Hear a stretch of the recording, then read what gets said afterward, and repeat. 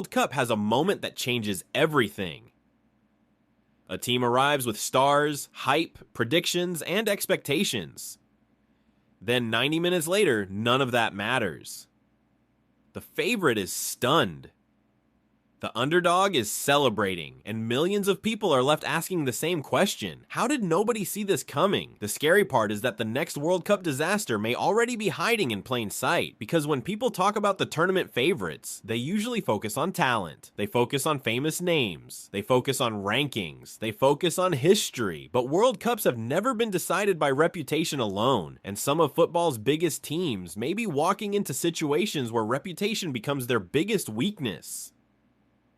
Take Portugal. On paper, this shouldn't even be a conversation. Portugal has the bigger stars, the bigger profile, the bigger expectations. Most fans would immediately place them above DR Congo without hesitation, and that confidence might be exactly where the danger begins, because football history is filled with moments where one team assumed the match would unfold the way it was supposed to. The stronger squad, the better players, the expected winner. Then reality showed up. DR Congo doesn't enter a match carrying the burden of protecting a reputation. They don't enter thinking about headlines questioning why they failed to meet expectations. They don't enter worrying about being embarrassed. They enter with freedom, and freedom can be incredibly dangerous in tournament football, especially when an underdog starts believing. Imagine the scenario. Portugal controls possession. Everyone expects them to dominate. The commentators talk about patience. The crowd waits for the inevitable breakthrough. Then DR Congo scores first. Suddenly the entire match changes. The underdog becomes more confident. Every tackle gets louder. Every clearance gets bigger cheers. Every minute that passes increases the pressure on the favorite. And pressure is a strange thing. When expectations become overwhelming, players start forcing passes. Shots become rushed. Decision-making gets worse. The game speeds up in their heads. The favorite doesn't just have to win anymore. Now they have to recover. And sometimes that's where disasters begin. What's interesting is that nobody calls it a disaster before it happens. Before the match, people talk about possibilities, upsets, long shots. After the match, everyone acts like the warning signs were obvious. That's the pattern, and Portugal may be closer to that situation than many people realize. Because underdogs aren't dangerous because they're better. They're dangerous because they only need one opening, one mistake, one moment, one goal, and suddenly an entire tournament storyline changes. But if Portugal's situation feels uncomfortable, England's situation might be even more worrying, because England's problem isn't a lack of talent. It's repetition. Every few years, the conversation sounds remarkably similar. This England squad is different. This England squad is ready. This England squad can finally win it all. And then the tournament begins. The expectations rise. The pressure grows. And eventually England finds itself facing a team that doesn't care about the script. A team that refuses to play the role England expects. That's where things become dangerous. Because football tournaments are not always won by the most talented side. Sometimes they're won by the most disciplined, the most patient, the most organized, the team willing to make the game ugly. And that's exactly why Croatia becomes such an uncomfortable opponent. Croatia has built a reputation for frustrating teams that believe they should win, not necessarily because Croatia overwhelms opponents with talent, but because they understand tournament football. They know how to slow games down, they know how to absorb pressure.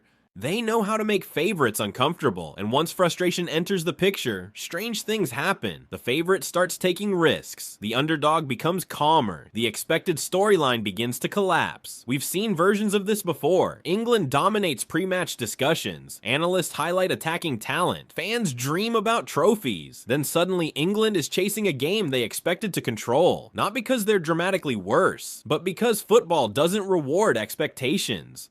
It rewards execution, and execution under pressure is a completely different challenge. That's the uncomfortable question surrounding England, not whether they have enough talent. Almost everyone agrees they do. The question is whether they can avoid falling into the same trap that has appeared over and over again. Because eventually patterns stop looking like coincidences. They start looking like warnings, and while Portugal and England attract most of the attention, another potential problem is quietly developing in the background. Colombia. The interesting thing about tournament football football is that media narratives often lag behind reality. The spotlight focuses on familiar names. The cameras follow traditional favorites. The headlines repeat the same predictions. Meanwhile, another team keeps improving away from the attention. That's where Colombia becomes fascinating, because they're not receiving the same level of pressure. They're not carrying the same expectations, and that can be an advantage, a very significant advantage. Everyone expects Portugal to dominate Group K. The assumption feels almost automatic. Portugal enters, Portugal wins, Portugal advances. Simple. Except World Cups rarely stay simple. What happens if Portugal slips? Just once. One unexpected draw, one surprising defeat, one poor performance. Suddenly the entire group changes, and once the standings shift, so does the psychology. The team everyone expected to lead is now reacting instead of controlling. The team nobody expected to lead suddenly gains belief. Momentum appears, confidence grows, pressure changes sides, and that's where Colombia could become a serious problem, because tournaments often produce teams that become bigger with every match. At first they're ignored, then they're respected, then they're feared. By the time everyone realizes what's happening, the tournament has already changed. The most fascinating part is how quickly narratives can collapse. One week you're talking about favorites, the next week you're talking about disappointments. One week you're discussing championship ambitions, the next week you're discussing what went wrong. Football moves that fast, and that speed creates a dangerous illusion. People assume strong teams have time to recover. Sometimes they don't. Sometimes one result changes everything. Sometimes one mistake creates a path that becomes impossible to escape. That's why World Cups feel different from league football. In a league season, a bad day can be repaired. In a major tournament, a bad day can become a national crisis. And once that pressure starts building, every decision gets examined. Every substitution, every tactical choice, every missed opportunity, everything becomes evidence. The public reaction becomes relentless. Pundits begin asking questions. Fans demand answers. The confidence that existed before the tournament suddenly disappears. That's when trust starts breaking down. Not because a team loses, but because people stop believing the team understands why it lost. And that's where these potential disaster scenarios become bigger than individual matches. They raise uncomfortable questions about assumptions. Assumptions that Portugal's talent automatically guarantees control. Assumptions that England has solved problems that have followed them for years. Assumptions that traditional favorites will always remain favorites. Football history is filled with examples proving otherwise. Of course, there is a strong counter-argument. The favorites are favorites for a reason. Portugal has elite players. England has elite players. Experience matters, quality matters, depth matters. Nobody reaches the top level by accident. That's completely fair. And many of these predictions may never happen. Portugal could dominate. England could cruise through difficult matches.